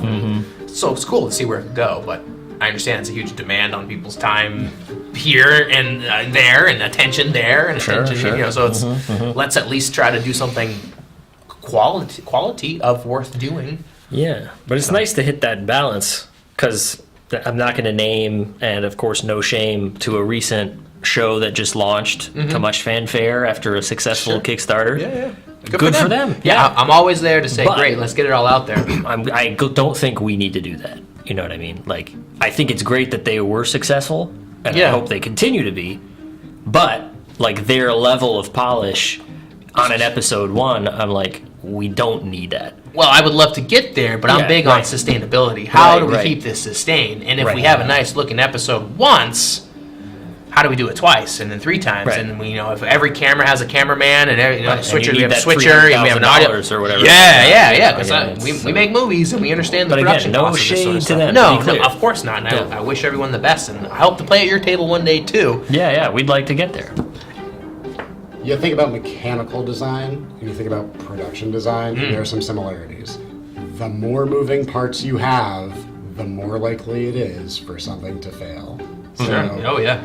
what we can get out from a minimum of moving parts perspective Yeah. with a maximum of value extracted, be that just for us personally, Right, in terms right. of this. Yeah, There is a sweet spot there. Yeah. And I feel like we have found it, and of course if there are ways that we can, improve production quality that don't require maintenance, Yeah. then Yeah. let's do it. You know, one of my stretch Kickstarter, whatever dream goals is new cameras, and these little puppies are doing a service, but they're kind of finicky and a little spotty. And as a filmmaker or whatever, producer, That's actually one where probably it would both increase quality and decrease problems.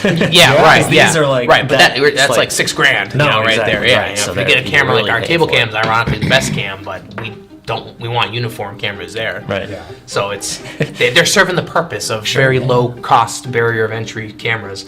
But we're engineers, Brandon, so we've got this stuff all efficient in terms of production iterations, and I think this is one of the most well iterated designs that we've done in terms of production, and it's allowed us to churn out the wheels without much hoopla and setup and breakdown, and Every 2 weeks for the past 6 months. we've played almost every Most Friday. week. Yeah. It's, Since what, March? Yeah. geez, probably the beginning of the year if we count off camera.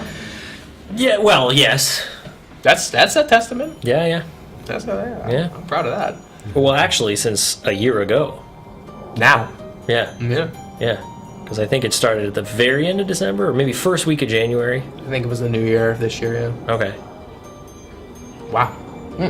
Going back to tabletop role-playing games, actual plays, sports, and this, that, and the other thing. So is there this emerging, developing market for professional talent? This is where I throw out to you guys as performers, players, however you guys want to talk, like categorize yourself. Me as a GM, is there this growing market for those that have the skills, capability, and know-how to play a good game, know your shit mechanic-wise, and deliver on time with skill and precision, a la the Kobe's of the world or whatever, the professional sports and Free agent analogy. I'm a free agent DM. I'm just throwing it out there. I hope so. Brandon, you seem So here's where I'm at with this. I like coming here. I like playing the game. I like bringing people on that journey. If people want to watch me play and interact, and that is fun for them as well, that is awesome. I never want this to feel like work, Yeah. right? that's. I've got enough work in my life. I don't need more work. Would you trade this for that? For somebody professional or being professional? Like I want to pay you to play Like if Shadow, Dark Tables, and Fables in a season 2. huge if. Yeah, of course. Okay. I want to pay you to come on Friday, 11 to 4 p.m. We have lunch for the first hour. We do our hangouts, and then we come and we play a solid 4 hours of tabletop role-playing games, and that's your job.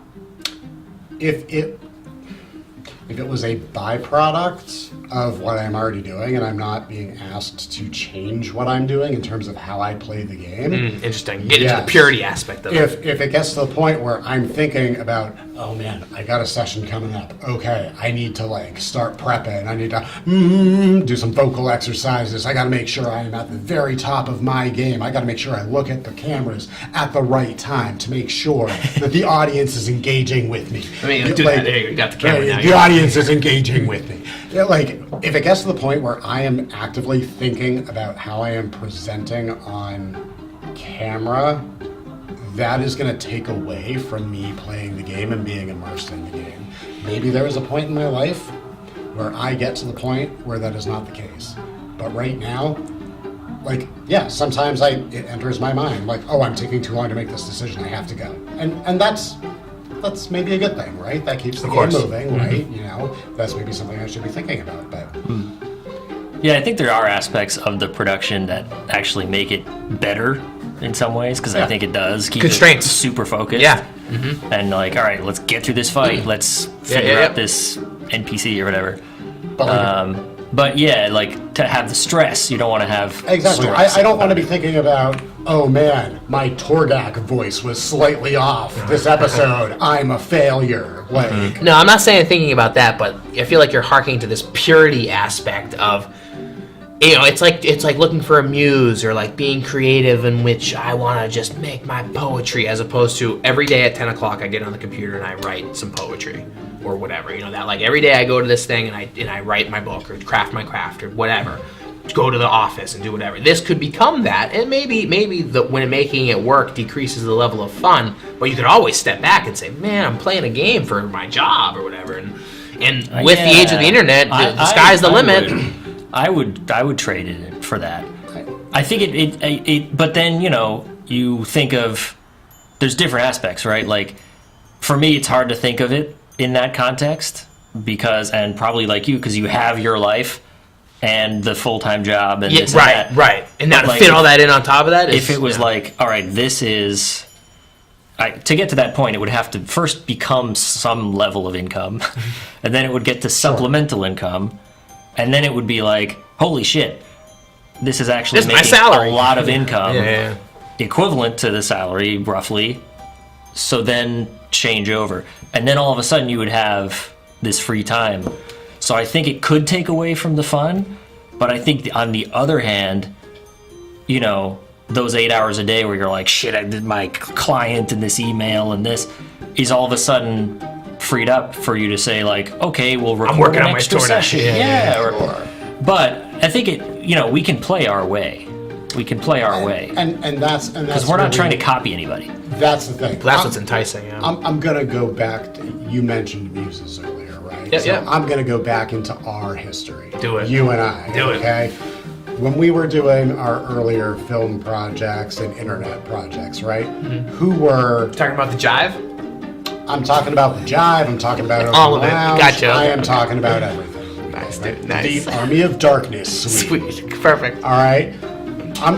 We've done a lot. is It's a fucking great- crazy we've how done a much lot. we've done. Yeah. This guy in my life is like, I keep thinking about Brandon Vogel in my life. We just keep intersecting at weird beautiful, it's times, beautiful, and it's like beautiful. every so often, Imran pops up on Facebook and is like, "I'm so glad you guys are still doing stuff Yes, together." And yes. it's like, "I miss you. I haven't seen you since college, but I miss you." Anyway, all that to say. And all that to say, Unbelievable.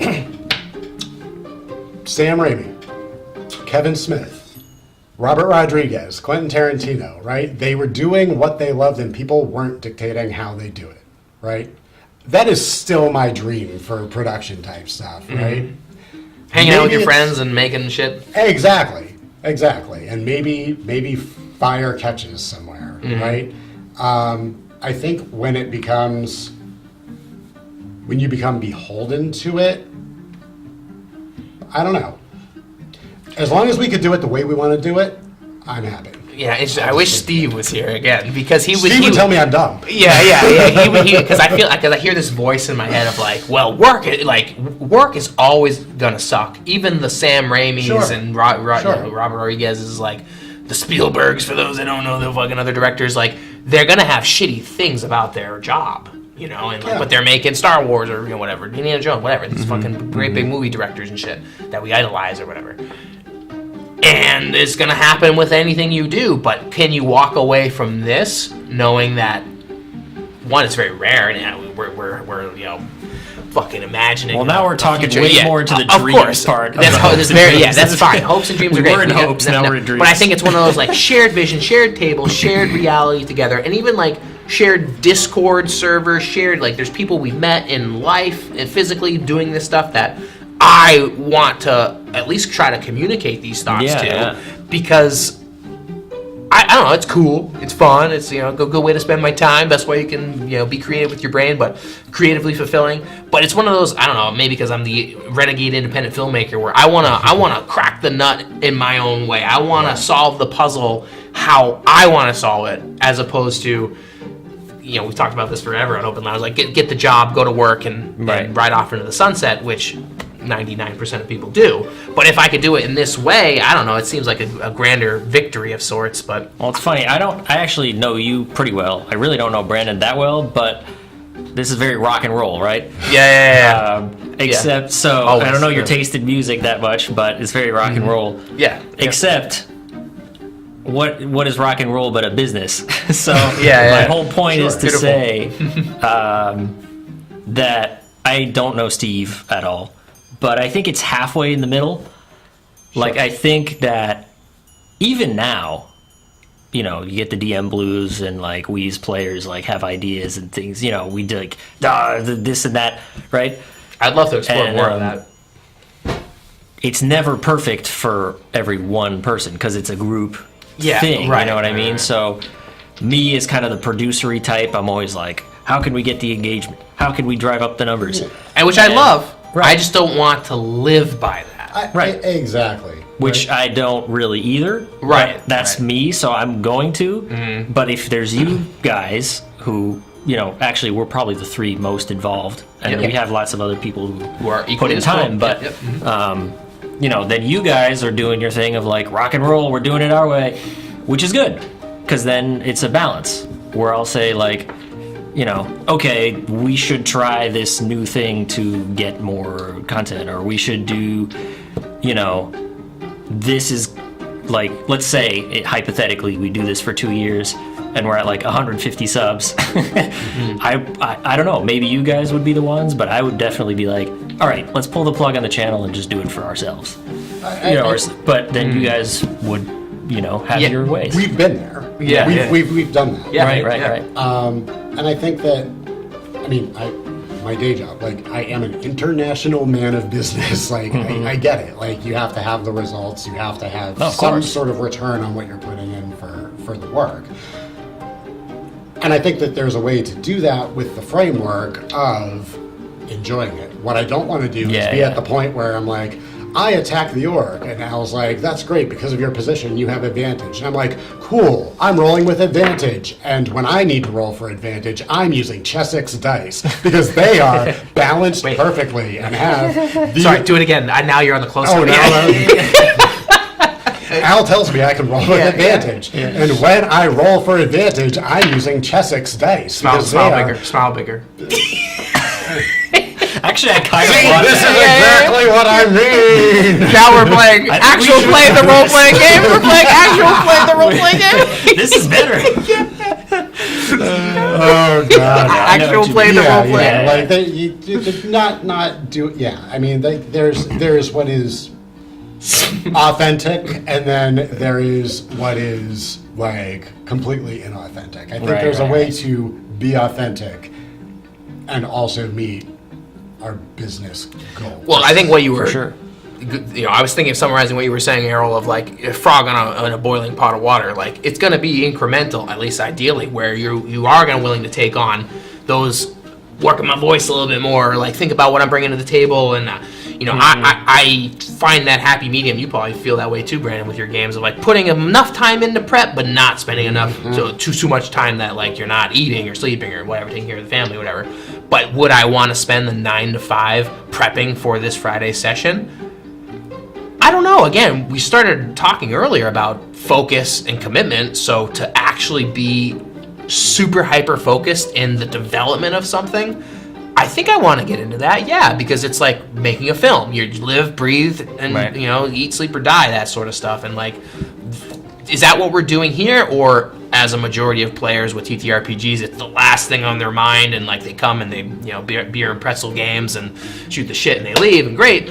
Is that the type of environment that I want? I don't know. Do I have to force everyone to put on a voice, or you're showing up in my game? No, like that's why I think the open table is very fascinating, and I don't know if people recognize what the actual play space could be. We just record ourselves playing our games, I suppose, but what's the committed attitude, the focused attitude to trying to do an actual play? Yeah. I guess it's more of like an improv troupe. I guess it's more of like a stage troupe who puts on stage shows and stuff. They're just sitting around a table and having the dice dictate their outcomes, but there's still that, at least I would imagine, the desire to find some narrative depth or put on a tactical show that, do I save the baby or save the village? To have that situation in which you're so put on the edge that it's perfectly presented where you're biting your nails around the table and everyone else is too. And I don't know. I don't know if we've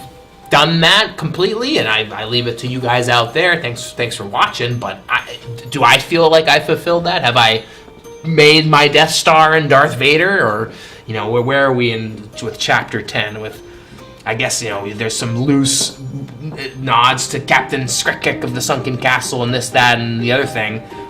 Is it as compelling as some of these grand narratives that we want to live up to in terms of film and cinema and story and novelizations? I mean, who's we? Maybe you want to live up to that. Right.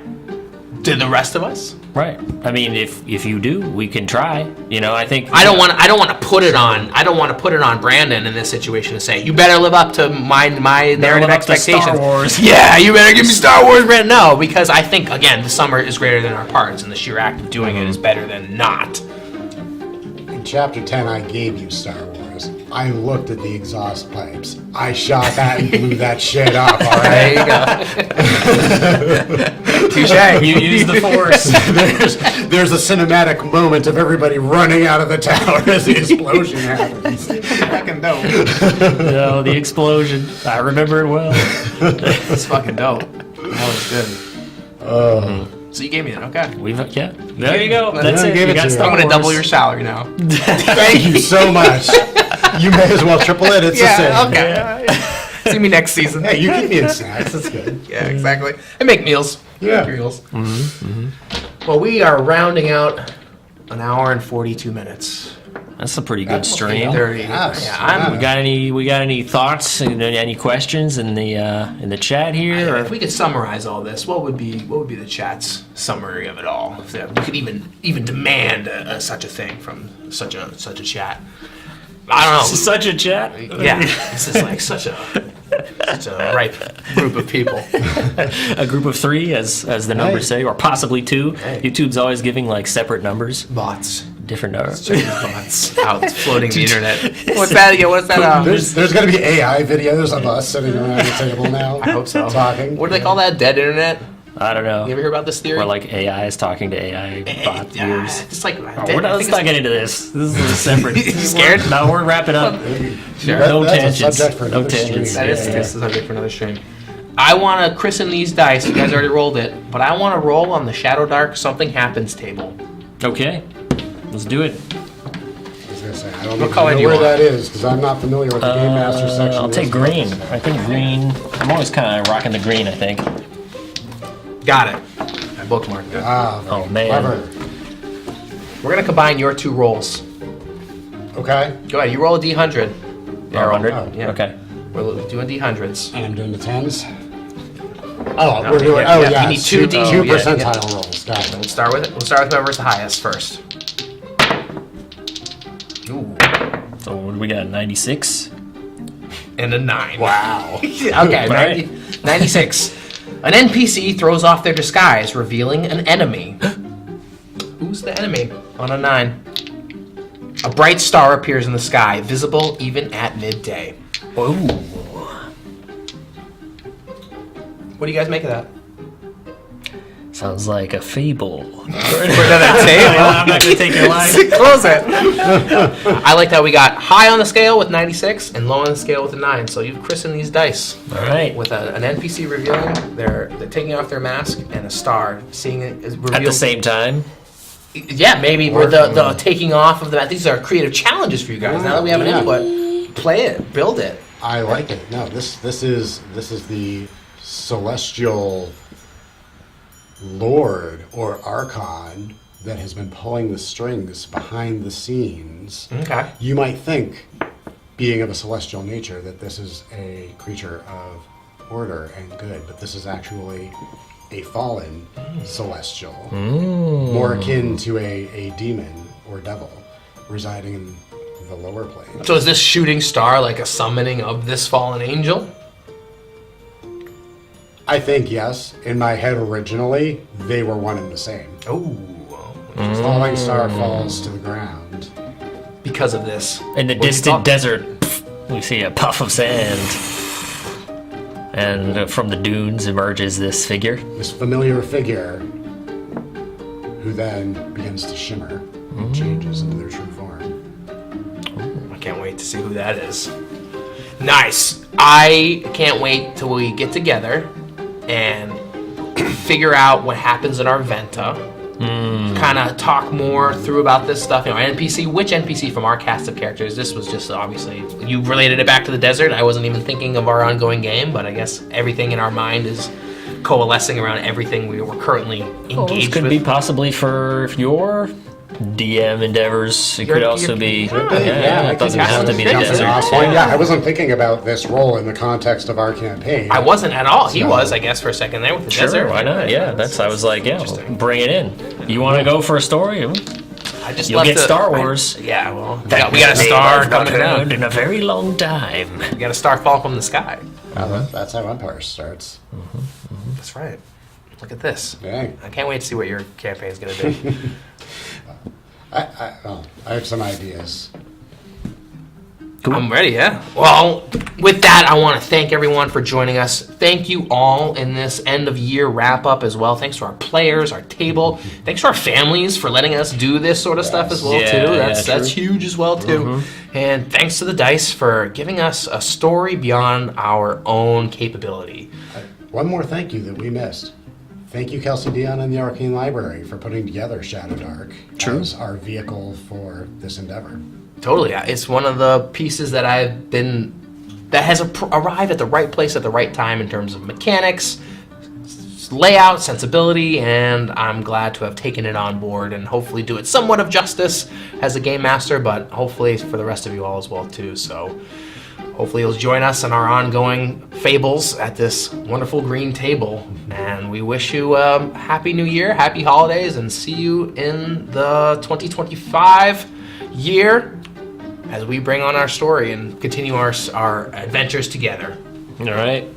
All right, signing off. Thank Oh you. wait, I want to give you this, guys. Oh, Celebrate the end of the year. All Yeah. right. Yeah. All right. Yeah. Woo. Nice.